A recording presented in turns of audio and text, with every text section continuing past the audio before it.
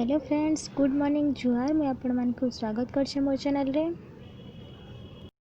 आज मैं अंडा और आलू के नहीं करी बहुत बढ़िया रेसिपीटे नहीं करी आसचे, जेनटा कि बहुत जल्दी भी हो बहुत इजी भी है।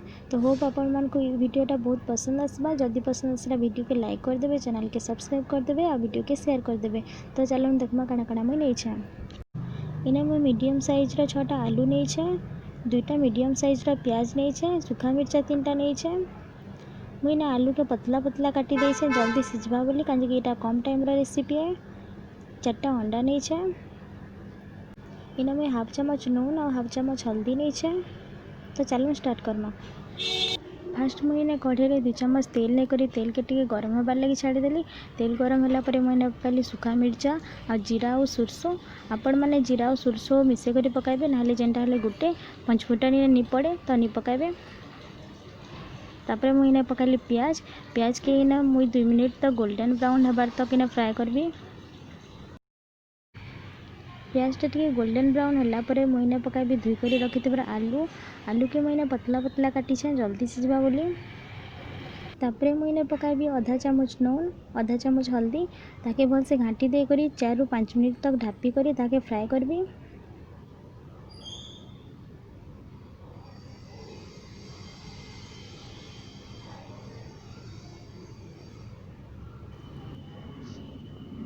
चार ରୁ 5 मिनिट पर देखिपे हाफ फ्राए हो गलान आलूटा। तापर इना मुझे अटके मिक्स कर देकर ताके 2 ରୁ 3 मिनिट लगी ढापी देबी। 2 ରୁ 3 मिनिट पर आपण मैंने देखिपे इना आलूटा 70% फ्राए हो गलान। तापर मुझे इना आलू के टिके साइड करदेवी, मझीटा टिके खाली जगह रखबी कहीं कि इना अंडा पका हबा।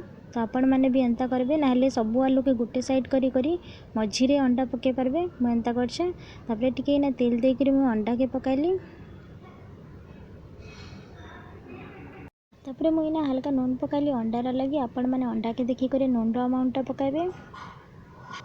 इना अंडा के भलसे घाटी देबे जेंता नूनटा मिक्स हो जाबा ठीक से। तापर इना अंडा के 2 ରୁ 3 मिनिट तक आम फ्राए करमा जेंता अंडाटा भुजिया टाइप रहीजा। भलसे ताके घाटुथे जेंता तले नहीं लगबा, ना पोड़ीजा। 2 ରୁ 3 मिनिट पर आपण मैंने देखिपे अंडाटा फ्राए हो आसलान। जेहेतु इना आलूटा अधा सीझीचे से आम दुईटा के मिक्स करदमा जेंता दुईटा भलसे फ्राए हो। से मुझे 2 ରୁ 3 मिनिट तक ताके ढापी कर फ्राए करबी। 2 ରୁ 3 मिनिट पर आपण मैंने देखिपे इना अंडाटा आलू संगे भलसे मिसी जाइए।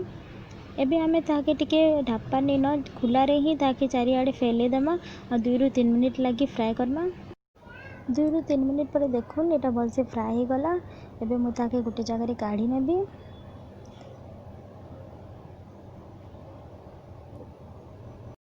देखुन आपण मैंने यहाँ गोटे बहुत बढ़िया कॉम्बिनेशन रेसिपी है, बहुत इजी भी है, बहुत टेस्टी भी है।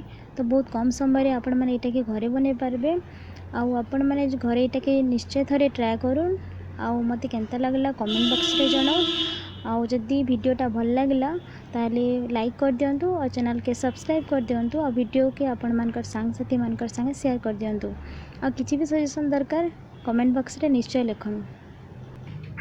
तो थैंक यू मोर वीडियो देखबार लगी। आउ नेक्स्ट टाइम गोटे नुआ रेसिपी नहीं करी आसबी। सेते बेला लगी टाटा।